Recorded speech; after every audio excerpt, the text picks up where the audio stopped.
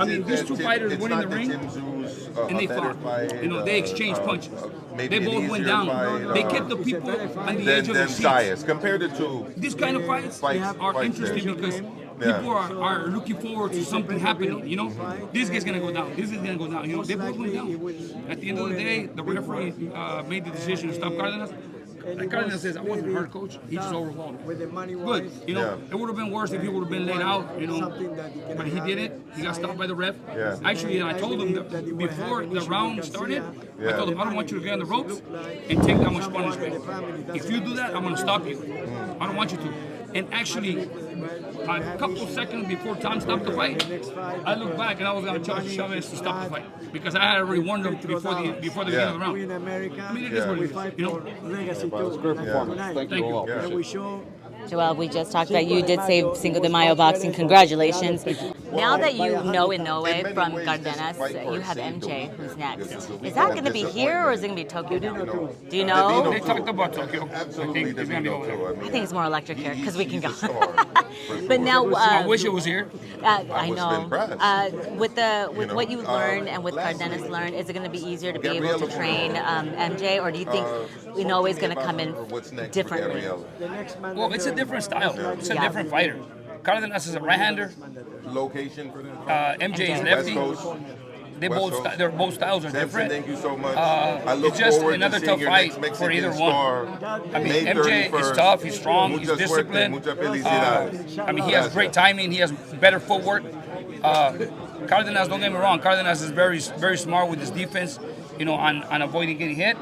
But I mean, I don't think it's going to be easy for either or. Yeah. And it's not going to be an easy task, even though I share the ring with Inoue already. It's not, because Inoue is very smart. He's very athletic, and I mean, his timing, his volume is overwhelming. Yeah, when we talked about that, when you first said in our interview that Cardenas' power is destructive, and Inoue's never felt anything, and we saw it that he went down. I was so enthralled. I see the fight in my head right now. What happens next? With Cardenas, he said that there's what fight can he get? Because now I look at him, a lot of fighters are going to look. He's a dangerous fighter. He took on Inoue like that. A lot of things can change. He can be avoided, or he can take some fights. I understand that Inoue is the undisputed. He has all the titles. For Cardenas to get an opportunity of a title, it's either he needs to move down to 118, which he will be. He can make 118, no problem. But he's going to take a little bit more time, to work on that weight. At the end of the day, everything falls in place. Mm-hmm. I don't think Inoue is going to be at 122 for long. He's going to move to 26.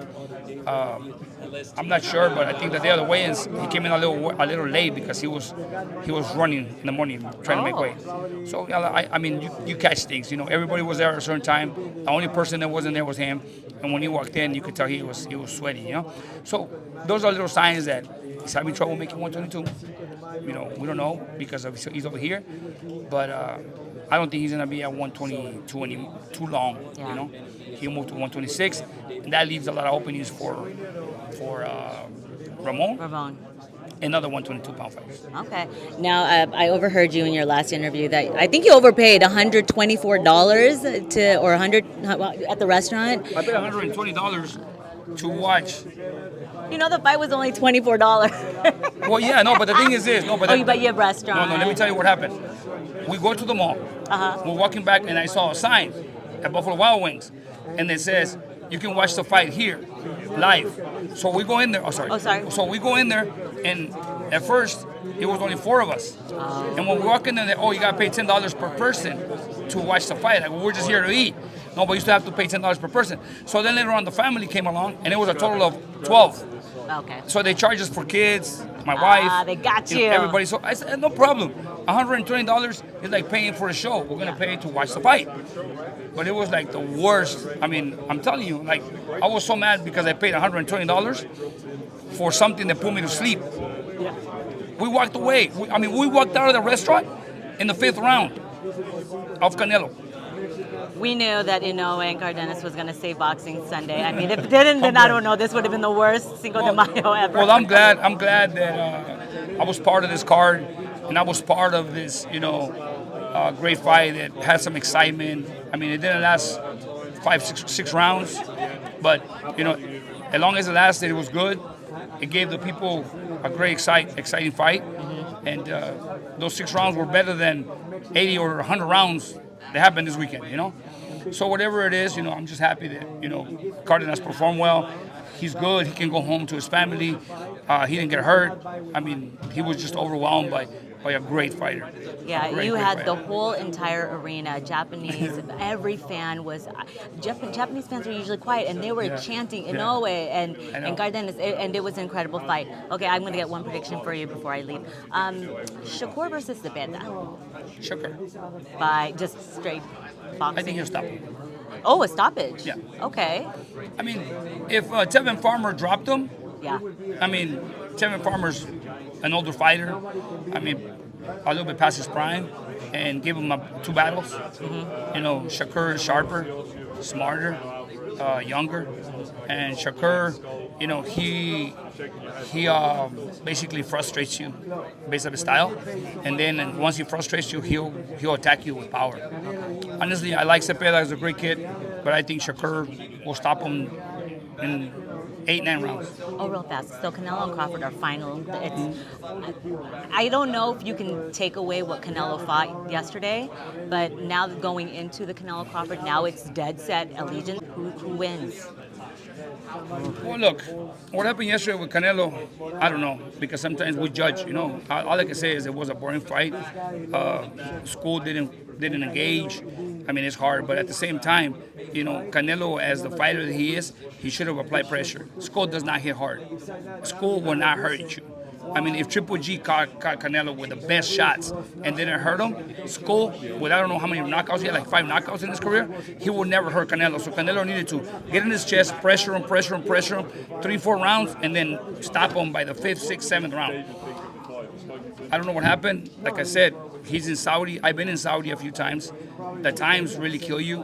Trying to adapt to the time. And plus, they fought early morning. Yeah, 6 in the morning. So I don't know if it has something to do with that.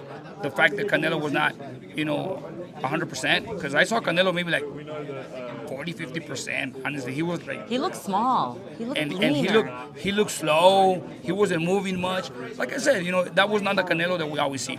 Yeah. It could be due to the fact that he was over there, and the time changed, the time they fought and all. But when it comes down to Crawford Canelo, I just think that Turkey Al-Sheikh is spoiling these guys. He loves Crawford, and he wants to give him a good paycheck. But moving them, going from 147 to 68 is not going to happen. I mean, let's go back. Me as a trainer, I saw a great fighter, one of the best, 154 pounders. I used to love his style. I know it wasn't fan friendly for some people, but Demetrius Andrade. Oh yeah. Demetrius Andrade. That's who he reminded me of last night. Demetrius Andrade fought at 154. Nobody wanted to fight him. Canelo avoided him for a while, and I can tell you, Canelo avoided him many times. He was a mandatory various times, and Canelo avoided him. So he moved to 60. Nobody wanted to fight him at 60. Fought a couple times. He fought at 68 because nobody wanted to fight him at 60, and he fought Benavides. What happened?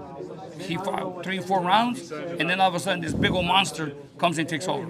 It's a weight difference. It's a weight problem. Canelo, even though Canelo is a shorter guy, but he's stronger and physically stronger. I don't think Crawford has the power to hurt Canelo, but Canelo has the power to hurt Crawford. It's going to be a good fight. I know Crawford is very smart. Actually, Crawford is one of my favorite fighters. To me, he's the best pound-for-pound fighter of this era. To me. But I don't think he carries the power to hurt a Canelo Alvarez at 168. All right. Moving 3 divisions. That's huge. Well, weight divisions for a reason. All right, Joel, enjoy tonight, and congratulations. I mean, it was still a victory regardless, because we now know who Ramon Cardenas is, and he had nasty work in that left hook. We came with everything to win, nothing to lose. A great performance was a win for us. Yeah. And this is what happened. Thank you, Joel. We gave you guys a great